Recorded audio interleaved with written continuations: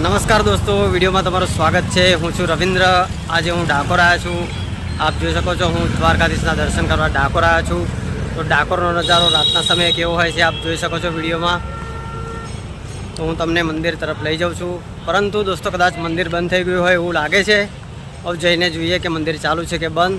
મેં રિક્ષાવાળાને પૂછ્યું, એમણે તો એવું જ કીધું કે મંદિર બંધ થઈ ગયું છે, પરંતુ આટલે બધે આવ્યા છે તો ત્યાં જયા વગર છૂટકો જ નથી। તો બહારથી પણ એમના દર્શન કરીશું, તો વિડીયોમાં બન્યા રહો। તો દોસ્તો આ છે રાજા રણછોડરાયની નગરી ડાકોર।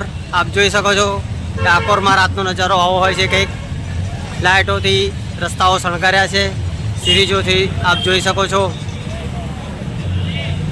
તો દોસ્તો આ બોડાણા ભગત છે, એમના લીધે જ આજે આપણે દ્વારકાધીશને આપણા આંગણામાં એટલે કે ગુજરાતની અંદર આપણે જોઈ શકીએ છીએ।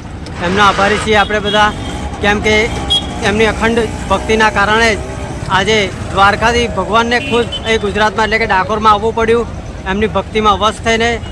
તો દોસ્તો એવા બોડાણા ભગતને આપણે પ્રણામ કરીએ અને બોડાણા ભગતનો જય બોલીશું। તો જોઈ શકો છો આ બોડાણા ભગતને। તો દોસ્તો હું આવી ગયો છું ડાકોર, પરંતુ દ્વાર બંધ થઈ ગયા છે એટલે હવે મારે તો ધ્વજાના દર્શન કરીને પાછું જવું પડશે। પરંતુ દ્વારકાધીશ એટલા દયાળા છે કે અહીંયા જે આવે છે એના દર્શને માન્ય રાખે છે અને આપણા દર્શન સફળ કરે છે। ખાલી ધજા જોઈ લો તો પણ એમના દર્શન થઈ જાય છે। તો આપણે ધજાથી એમના દર્શન કરીશું, તો વિડીયોમાં બન્યા રહો। તો દોસ્તો આ દ્વારકાધીશની ધજાના જેને દર્શન થઈ જાય એને જાણે કે સાક્ષાત શ્રી કૃષ્ણના દર્શન થયા હોય એવો લાભ મળે છે। તો આપ ધજાના દર્શન કરી શકો છો અને આપ પણ દર્શનનો લાભ લઈ શકો છો। તો દોસ્તો આ વિડીયોમાં બસ આટલું જ। મળીશું નવા બ્લોગમાં।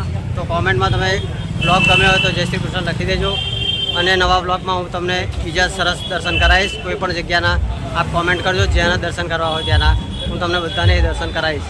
તો જય માતાજી, જય શ્રી કૃષ્ણ, જય ભગવાન।